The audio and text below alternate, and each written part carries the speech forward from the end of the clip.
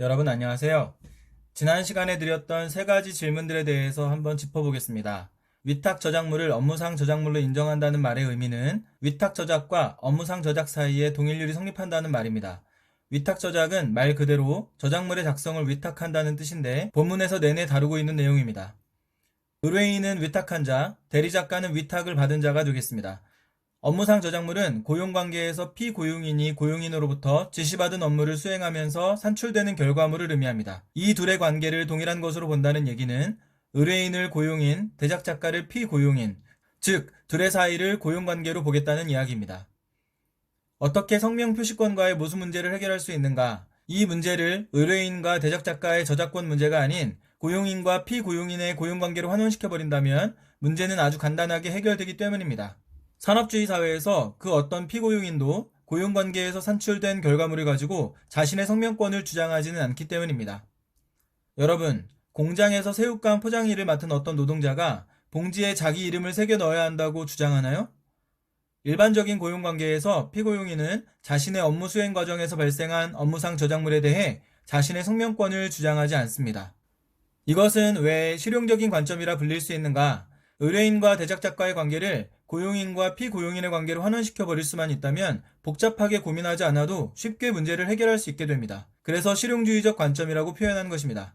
실용적이다 라는 말은 복잡하게 고민하지 않고 쉽게 문제를 해결할 수 있는 방법이라는 뜻으로 볼 수 있기 때문입니다. 여러분의 생각은 어떠신가요? 결국에 이 문제는 의뢰인과 대작작가의 관계를 어떻게 설정하느냐에 따라 다른 견해를 가지게 되는 문제입니다. 다들 한 번씩 자신의 생각을 정리해 보시길 바라면서 문제 보시겠습니다. 1번 문제, 보기로 부산 지하철 노선도가 나와 있네요. 이 노선도를 통해서 아주 기본적인 사항들을 제외한 대부분의 부산의 지리적 공간적 특징을 알기는 불가능합니다. 이유는 본문에 자세히 설명되어 있는데요. 여러분, 다들 3번 혹은 그 이상씩 읽고 오셨죠? 그 내용을 바탕으로 다음 명제들 판단해 보겠습니다. 1번 명제, 키워드는 목적지까지 거리, 위치, 어려워입니다. 보시는 대로입니다. 노선도를 통해 목적지까지의 거리, 목적지까지의 위치, 알 방법이 없습니다. 여러분, 거리의 클로징 텍스트가 뭐였죠? 네, 실제입니다. 실제 거리. 이게 노선도가 아니라 지도면 어떨까요? 배율만 알면 우리는 현재 위치로부터 목적지까지의 실제 거리 계산할 수 있습니다. 지도에서 말이죠. 그러나 노선도를 가지고는 실제 거리를 알 수가 없습니다. 다만 시간적 거리는 추산할 수 있다는 거 정도 기억해 두세요. 입증 가능, 적절한 명제. 2번, 크기 환경 표시 않고 차별 안 왔어가 키워드입니다. 본문 네 번째 단락 중간 부분에 보면 일반적인 지도는 시각적 코드를 사용해 도시의 크기 표시, 차별화하는데 해리백의 노선도는 이러한 방식에서 탈피했다고 나와 있죠? 이번 명제의 환경 표시 않고 차별 안 왔어와 동일률이 성립하는 표현입니다. 사실 노선도 어디에도 지역의 크기, 환경, 차별을 알 수 있는 표시가 없습니다. 입증 가능, 적절한 명제. 3번 명제, 키워드는 시간과 공간, 변형, 지역 특성, 자본 강조, 다이어그램 정도입니다. 다 맞는 말인데 우리의 눈에 거슬리는 단어 하나가 있죠? 네, 지역 특성. 여러분, 이 노선도를 보고 우리가 말할 수 있는 지역 특성이 있습니까? 없죠? 그래서 틀렸습니다. 본문의 내용을 통해서도 입증할 수 있는데요. 해리백의 노선도를 초기의 노선도와 비교한 네 번째 단락 후반부에 보면 초기의 노선도는 지하철이 지나가는 장소들의 고유한 특성이 중요했다면 백의 노선도는 자본의 흐름을 원활하게 하는 통로라는 관념이 중요해진 것이라는 표현이 있습니다. 이 부분을 통해 자본 강조는 설명할 수 있지만 지역 특성은 설명 못하죠? 그래서 틀렸습니다. 틀린 방식 적절하지 않은 명제. 4번 명제, 역간 일정한 간격 배치, 속도 중요시 정도가 키워드네요. 이 명제의 사실 부분 먼저 확인해 보면요. 노선도의 역간 간격이 일정하지요? 맞는 설명입니다. 명제 뒷부분은 그 이유가 제시되어 있는데요. 속도 중요시라는 내용을 본문에서 찾아야 합니다. 세 번째 단락 뒤에서 세 번째 문장 지하철역 간 거리가 일정한 간격으로 배치 나와 있고요. 바로 다음 문장 중요한 것은 지하철의 속도였다 라고 나와 있네요. 입증 가능, 적절한 명제입니다. 5번, 키워드는 연결, 통로, 기능 고려, 역과 환승역만을 구분, 쉽게 목적지 정도입니다. 구분함으로써 까지가 사실 부분입니다. 보기에서도 본문에서도 확인할 수 있는 내용 맞고요. 이제 쉽게 목적지를 판단해야 할 차례인데요. 쉬움에 대한 보편 일반 상식적인 기준을 가지고 판단해 봅시다. 목적지를 찾는데 역과 환승역만 나와 있는 것만큼 쉬운 것은 없죠? 맞는 설명입니다. 입증 가능, 적절한 명제. 2번 문제. 보기의 내용이 상당히 긴데요. 그림도 나와 있고요. 사실 텍스트 분석을 해보면 내용 별거 없습니다. 텍스트 분석해볼까요? 맨 윗부분 먼저 분석해보면요. 최남선 한반도 토끼 영국설 2의 호랑이 지도 대륙을 향해 달려드는 범의 모양 진취 팽창 한반도 발전 원기 상징 정도가 키워드입니다. 이어지는 두 개의 텍스트 분석해보겠습니다. 고토분지로 우리나라 토끼 그렸으니 대한반도 형상 토끼 형상 이보다 낮게 비유한 것 말아오리다. 대한반도 맹호 동아대륙 향하여 달려드는 모양 토끼 비유 많이 고쳐 최씨는 지도에 있는 대로 온전하게 그렸으되 억지로 않고 진취 팽창 한반도 발전 원기 그렸으니 가히 쓸만하다 정도로 정리할 수 있겠습니다. 또 기억의 관점은 지도 의미 부여 장치인데요. 지도에 담겨있는 표면적인 의미만이 전부가 아니다. 이면에 다른 의미들이 있다. 이 정도로 정리할 수 있는 내용이 되겠네요. 문제는 기억의 관점에서 보기를 판단한 내용들 중 적절하지 않은 것을 찾아라. 우리가 살펴본 내용을 바탕으로 명제에 따져보면요. 1번 명제, 호랑이 지도, 진취, 왕성, 범의 형상, 한반도 발전 의미인데요. 이 키워드들 모두 보기의 아래쪽 우측 그림과 내용에 나와 있는 것들이죠. 내용도 적절하고요. 입증 가능, 적절한 명제입니다. 2번 명제, 토끼 지도, 지리 변형, 많이 고쳐, 특정한 의미 부여 정도가 키워드입니다. 우선 변형과 고쳐를 보기에서 확인할 수 있어야 합니다. 어떤가요? 오른쪽 호랑이 지도의 중간 부분에 토끼 비유 많이 고쳐가 나와 있습니다. 그러면 이제 우리가 판단해야 하는 내용은 특정 의미가 부여되어 있는가인데요. 어떤가요? 의미가 부여되어 있나요? 네, 의미들이 보이죠?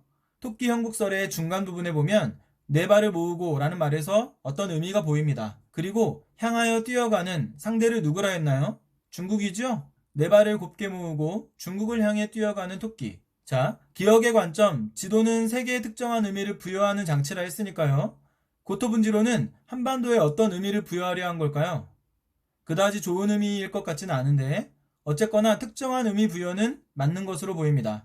입증 가능, 적절한 명제. 3번 키워드는 호랑이 지도, 작도법의 관습, 역사적 기록, 한반도 사실적, 토끼 지도와 목적 다르다 정도입니다. 여러분, 호랑이 지도는 작도법의 관습을 따랐나요? 이를 판단하기 위해 본문의 작도법의 관습을 직접적으로 언급한 부분을 찾아보면 세 번째 단락의 두 번째 문장을 볼 수 있습니다. 작도법에 의해 존속되던 현실의 모습이 사라진 자리에는 이라는 표현이 있는데요. 이 부분을 통해 작도법은 현실의 모습을 존속시키는구나 추론해 볼 수 있고요. 네 번째 단락 중간 부분에 보면 일반적인 지도는 작도법의 관습에 따라 다양한 시각적 코드를 사용하여 도시의 크기를 표시하거나 도시와 시골을 차별화하는 식으로 현실을 추상화한다 라고 나와 있습니다. 여기서도 작도법은 대상의 크기를 표시하는 대상을 차별화함으로써 그 실체를 드러내는 방법 정도로 이해할 수 있습니다. 그렇기에 3번 명제에서 작도법의 관습이라는 말에 잇따르는 표현도 역사적 기록이라는 말입니다. 그런데 이 작도법의 관습에 따른 역사적 기록이라는 말과 호랑이 지도 사이에 동일률이 성립하지 않습니다. 호랑이 지도는 고토분지로의 토끼 영국설에 대한 대응을 목적으로 그려진 지도입니다. 즉, 일문단에 언급되어 있는 이데올로기적 기록 정도로 평가할 수 있겠습니다. 이데올로기적이라는 면에서는 토끼 지도도 마찬가지이므로 제작 목적이 다르다는 명제 뒷부분의 설명도 틀렸습니다. 틀린 방식으로 적절하지 않은 명제. 4번 명제, 키워드는 역사적 상황, 정보, 볼 때, 이데올로기적 기록, 의미. 방금 전에 말씀드린 내용이네요. 최남선이나 고토분지로나 이데올로기적 지도를 그렸다고 했죠? 입증 가능, 적절한 명제. 5번 명제, 최남선 이의 지도 내포 의미, 현실 영향, 이해했기 때문 정도가 키워드인데요. 보기에서 최남선의 진취, 팽창, 무한한 발전, 생황환 원기 이런 말들을 보면 5번 명제에 나와 있는 것처럼 그는 지도라는 기록에 내포되어 있는 의미가 현실에 영향을 준다라는 생각을 가지고 있었을 것으로 판단할 수 있습니다. 지도에 대한 인식은 고토분지로나 최남선이나 같은 생각을 가지고 있었던 것으로 보입니다. 그러니 고토분지로는 한반도를 토끼에, 최남선은 호랑이에 빗대어 그린 것이죠. 입증 가능, 적절한 명제. 3번 문제, 보기로 지하철 노선도 두 개가 제시되어 있네요. 하나는 1908년, 다른 하나는 1924년의 런던 지하철 노선도. 이 두 노선도와 본문에 제시되어 있는 1933년 해리백의 노선도를 비교하여 다음 제시되는 명제를 판단하라는 문제. 1번 명제 보겠습니다. 키워드는 A는 실제 지리 주목, 물리적 거리 재현. 이 키워드. A는 초기의 지하철 노선도입니다. 본문에 나와 있는 초기 노선도에 대한 설명은 네 번째 단락에 집중되어 있는데요. 호수와 숲 같은 지역적 특성 고려, 지리적 요인 강조, 시간적 요인 무시, 장소와 장소의 연결, 지하철이 지나가는 장소들의 고유한 특성이 중요. 이 정도가 초기 지하철 노선도의 특징으로 보입니다. 백의 노선도에서 1924년의 노선도 B, 1908년의 노선도 A로 갈수록 두드러지는 특징이어야 하죠. 어떤가요? 백의 노선도보다 B에서 B보다 A에서 더 잘 확인되는 특징들이죠? 입증 가능, 적절한 명제입니다. 2번 명제. 키워드는 그림, 그래픽 공간 주목, 지역 간 차이 표준화 정도인데요. 우선 네 번째 단락 후반부에 거의 이 단어 그대로 사용된 문장 확인할 수 있고요. 그래픽 공간이라는 말의 의미를 자세히 살펴봄으로써 우리의 축자적 읽기 수준을 높여보겠습니다. 그래픽 공간이라는 말은 도식화되어 있는 공간이라는 의미입니다. 도식화는 일정한 형식이나 틀에 기계적으로 꿰어 맞춘다는 뜻이고요. 해리백은 실제 장소의 지리적 공간을 버립니다. A와 B에서는 보이는 실제 장소를 버렸다는 말이죠. 그리고는 삐뚤빼뚤한 선들을 가지런히 정리하고 들쭉날쭉한 차이와 공간들을 기계적으로 꿰어 맞춥니다. 본문에는 표준화라는 말이 사용되었네요. 도식화된 것입니다. 그러니 해리백의 노선도를 두고 그래픽 공간이라는 말을 사용하게 된 것입니다. 그는 지리적 공간을 버리고 그래픽 공간에 주목한 것이 맞습니다. 어떤가요? 그래픽 공간이라는 개념 이제 좀 이해되셨나요? 입증 가능, 적절한 명제입니다. 3번 명제. 키워드는 B는 세부 지리 없애고 노선 표시, 여전히 실제 지리 근거. A와 B를 비교하는 문제네요. 세부 지리 없앴는지 먼저 살펴볼까요? A에서 노선들 사이로 보이는 복잡하게 얽혀있는 선들, 아마도 길이나 도로 아닐까 싶습니다만 B에서는 말끔히 지워져 안 보이네요. 그러면 여전히 실제 지리 근거 판단해볼까요? 여러분, 방금 전에 우리가 그래픽 공간 개념에 대해 배웠으니까요. B는 그래픽 공간인가요? 실제 지리 공간인가요?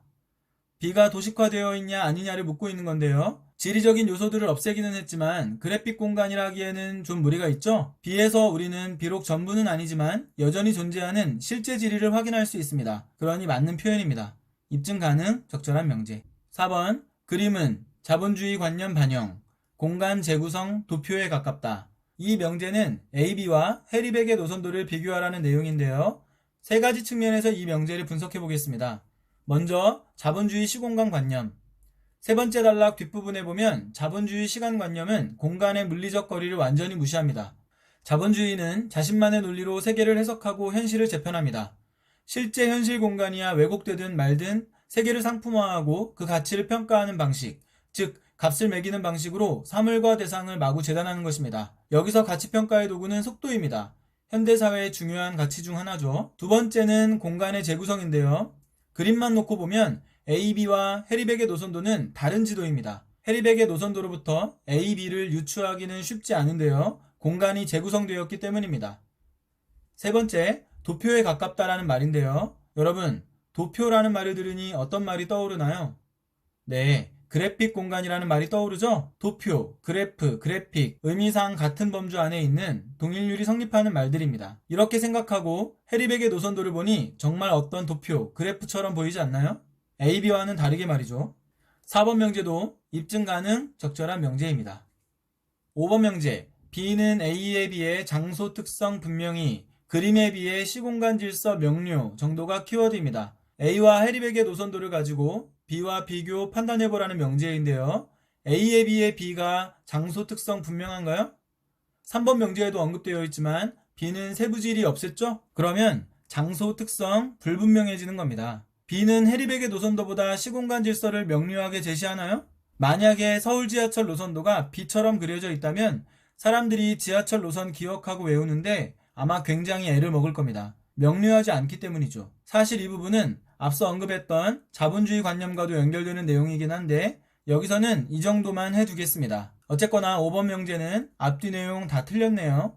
틀린 방식으로 적절하지 않은 명제.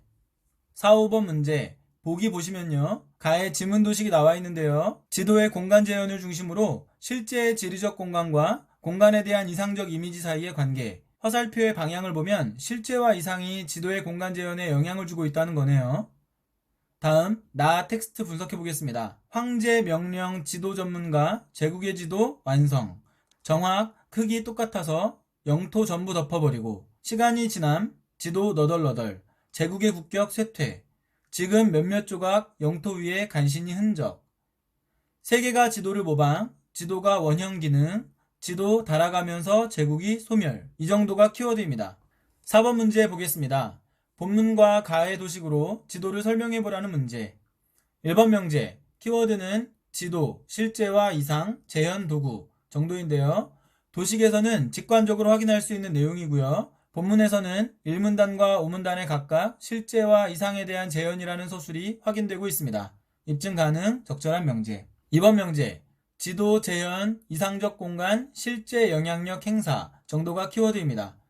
두 번째 문단에서 확인할 수 있는 내용이죠. 예시로 중세의 지도 제작법을 들고 있습니다. 해리백의 노선도도 사례가 될 수 있겠네요. 입증 가능, 적절한 명제. 3번, 지도, 실제, 추상, 구분, 독창적인 산물 정도가 키워드입니다. 콕 집어서 이 명제의 구분이라는 말이 틀렸습니다. 도식을 통해서도 이 명제의 오류가 드러납니다. 지도의 공간 재현에는 실제 공간도 영향을 미치지만 이상적 이미지도 영향을 미칩니다. 그래서 실제와 추상이 뒤얽힙니다. 본문 첫 번째 단락에는 중첩, 축적 이런 말들이 사용되면서 지도를 통한 공간의 의미 파악이 매우 어려움을 언급하고 있습니다. 틀린 방식, 적절하지 않은 명제.